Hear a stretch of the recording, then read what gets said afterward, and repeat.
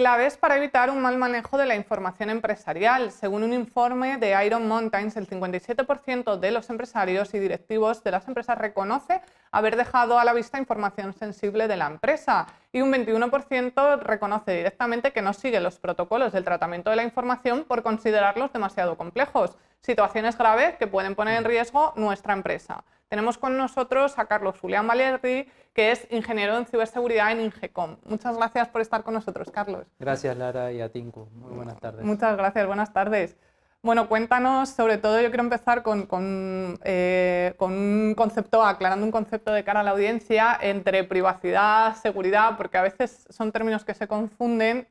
¿Cuál es la diferencia exactamente? Bueno, a ver, son términos que se confunden, pero van muy de la mano. La privacidad básicamente es nuestro derecho a decidir qué información queremos compartir con el mundo exterior, ¿sí? Información nuestra que queramos compartir con un tercero.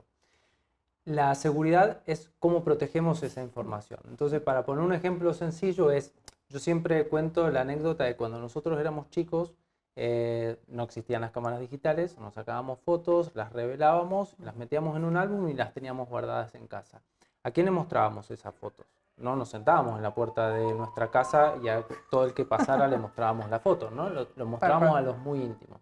Bueno, hoy ese perímetro se ha roto totalmente con las redes sociales y la gente ha perdido totalmente la percepción de lo que es cuidar su privacidad porque publicamos todo en redes sociales. Entonces, ahí es cuando empieza a jugar la seguridad. Es qué hacen los atacantes con la información que nosotros compartimos en redes sociales y atacan no solo a nuestra privacidad, sino también a nuestra seguridad. Y ahí empieza a jugar un poco el papel de la seguridad, es cómo protegemos esa información, ¿sí? Cómo evitamos que nos la puedan robar y hacer algo con ella en nombre nuestro. Claro, luego hay que tener además en cuenta, dentro de esa información que nos comentas, que hay distintos tipos de información. Claro. Hay una información sensible, información confidencial. ¿Nos puedes explicar también un poco estos conceptos? Exactamente. A ver, hay básicamente tres tipos de información. La información privada, que puede ser, por ejemplo, nuestro número de teléfono, nuestra dirección, nuestro nombre, apellido, el IBAN de la cuenta bancaria, ¿sí? Eso es información que es privada, ¿sí? Pero que no es altamente sensible. Luego tenemos la información que es sensible. Por ejemplo, nuestros datos médicos o nuestras aficiones religiosas o sexuales, ¿sí? Se podría hacer mucho daño con eso. Y por último, la información que es considerada confidencial. Esta última es esa información, por ejemplo, de un contrato entre empresas, o de una patente de una empresa, o de un desarrollo de una nueva tecnología que no puede filtrarse porque alguien podría hacer algo con esta información, que no tiene por qué ser malo siempre, sino ponerse a la vanguardia por habernos robado la idea, por ejemplo, ¿no? Que no es malo, no es un ataque, pero al final están llevándonos la delantera con estas cosas.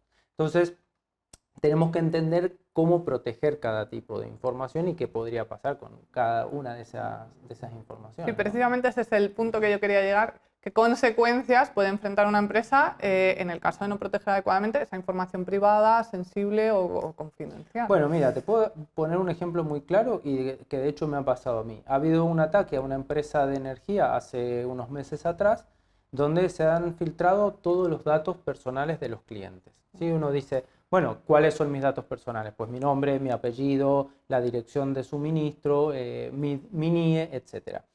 ¿Qué pasa? Que con esa información alguien ha suplantado mi identidad y ha firmado un contrato con esta empresa en mi nombre, ¿sí? Entonces, es algo subsanable, ¿sí? Porque al final el contrato, habrá una instancia donde alguien determine que ese contrato no lo firmé yo, pero alguien suplantó mi identidad a raíz de que a esa empresa la han atacado, ¿sí? Entonces, ahí ya tenemos el primer punto.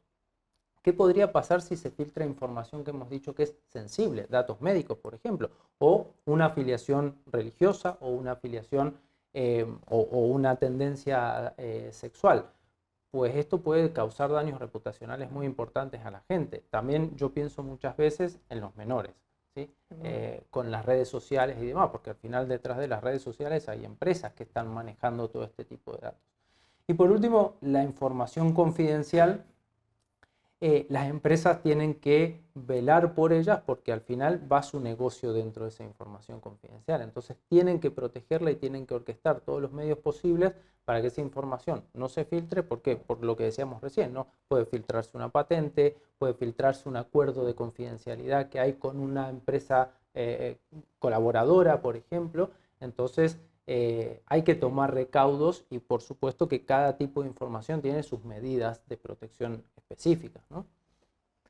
Sí, yo quiero recordar a la audiencia que nos puede seguir en LinkedIn precisamente para, bueno, agradecemos que nos dejéis vuestros comentarios para saber si vuestras empresas ya están protegiendo toda esta información que nos está contando Carlos y que es de sumo interés. Déjanos tus comentarios y te contestamos. Precisamente, ahora que hemos expuesto un poco todos los riesgos, ¿no? También a mí me gustaría ver para nuestra audiencia, iluminarles un poco en qué medidas preventivas pueden y deben, ¿no? implementar. Exacto. Para evitar que esto ocurra. Bueno, siempre hay luz al final del túnel, ¿no? Esto hasta ahora hemos comentado qué puede pasar, ahora vamos a ver cómo podemos protegernos. Mira, la información personal, sí, la información que es sensible, nuestra, la gente tiene medios para hacerlo, lo que pasa que a veces no se conocen o la gente cree que esto es para algún experto o algún friki, ¿no? No, al contrario. Muchos tenemos en casa información que es información confidencial nuestra, que nosotros la podemos considerar confidencial, y hay formas de protegerla. Está lleno de instructivos en las redes sociales o en YouTube de cómo cifrar, por ejemplo, nuestra información para que si alguien nos roba el portátil, por ejemplo, vamos por la calle y nos roban el portátil o nos roban el móvil, esa información esté cifrada, al menos, ¿sí? Que al atacante no es que no va a poder hacer nada, porque al final, si tiene tiempo y recursos, lo va a poder descifrar, pero que le cueste, ¿sí? Entonces, proteger los móviles, siempre tenerlos cifrados, y la información que tengamos en los portátiles o en un disco externo, siempre cifrarla, ¿sí? En las empresas lo mismo, esto es el ABC, ¿sí? La información en las empresas tiene que estar cifrada, tanto la información privada, ¿sí? Como la información que es sensible de todas las empresas, porque aquí estamos hablando de empresas que pueden contener datos médicos también y que son información a su vez confidencial. La empresa con nosotros, esta clínica o este hospital tiene un acuerdo de confidencialidad con nosotros, tiene que resguardar mi información. Entonces, cifrar es el primer paso, siempre tener resguardo de la información, por lo menos en 2 o 3 lugares distintos, siempre la información cifrada, y orquestar todas las herramientas necesarias para que esta información se encuentre protegida de cualquier ataque externo y también de cualquier ataque interno, porque muchas veces lo que vemos es que tenemos el ataque desde dentro, un insider que se llama, ¿sí? Un empleado descontento, un empleado que quizá sin intención, y que ha pasado muchas veces, lo hemos visto últimamente en algunas brechas de seguridad que se han producido, de un empleado que envió el mail que no tenía que mandar con una información que no tenía que mandar, o a una persona a la que no se la tenía que enviar, y eso al final constituye una brecha porque ya hay información que no se debería haber divulgado y se ha terminado divulgando. Entonces, todos estos pasos, digamos, son los pasos necesarios que cualquier empresa tiene que tener, y lo fundamental siempre es la concienciación hacia adentro, puertas adentro de las empresas, ¿no? Las personas tienen que estar concienciadas de cuáles son los riesgos de que se filtre una información que sea confidencial, por ejemplo, o un acuerdo entre 2 empresas, ¿sí? Y a su vez la empresa también tiene que ver cómo difunde la información internamente, ¿sí? No todos los empleados tienen que tener acceso a la misma información ni de la misma manera. Yo creo que ha quedado clarísimo, pero vamos a suponer que, aunque como dicen, no hay una 100%, nunca un 100% de ciberseguridad, siempre hay un riesgo. Entonces vamos a suponer que ocurre ese incidente, ¿cómo actuar también, ¿no? ¿Qué medidas pueden implementar las empresas para actuar rápidamente y evitar males mayores? Bueno, esto lo estamos viendo últimamente mucho en las empresas porque está habiendo filtraciones de datos, prácticamente es el pan de cada día, como decimos, ¿no? Entonces, lo primero que tenemos que deberíamos hacer es sentarnos a ver qué pasó, ¿sí? O sea, tomar medidas urgentes para parar eso, ¿sí? Si se ha filtrado, por ejemplo, un fichero o una base de datos, es monitorizar todos los sistemas que deberíamos tenerlos y aislar de que no siga sacándose información de la compañía. ¿Sí? Eso es lo primero, mitigar el ataque de forma inmediata. Para esto hay planes que las empresas deben tener y deben cumplir con regulaciones, con normativas y demás. Luego, lo siguiente es avisar a las autoridades competentes. La RGPD obliga a dar aviso de cualquier filtración de información dentro de las 72 horas de ocurrida el ataque. Siempre decimos que no vamos a recomendar jamás pagar un ciberataque, ¿sí? Esto, los Bitcoin, tengámoslo para nuestro futuro, pero no para pagar un ciberataque. Una vez que más o menos ya hemos mitigado todo, ya estamos teniendo control de la situación, sabemos qué es lo que se ha filtrado, ¿sí? Y hemos dado aviso a las autoridades competentes, lo siguiente es avisar a las víctimas, ¿sí? Hace poco llegó a, yo diría, el 50% de la población de España, le debe haber llegado un mail de una gran cadena de hipermercados y demás que tuvo una filtración de información y nos avisaron, ¿sí? Eso es, bueno, puede ser algo sencillo, como es este caso, o puede ser una filtración de una clínica, como decíamos, de pacientes que están en tratamientos específicos. Entonces, esa información tiene que estar muy bien avisada a las víctimas, ¿sí?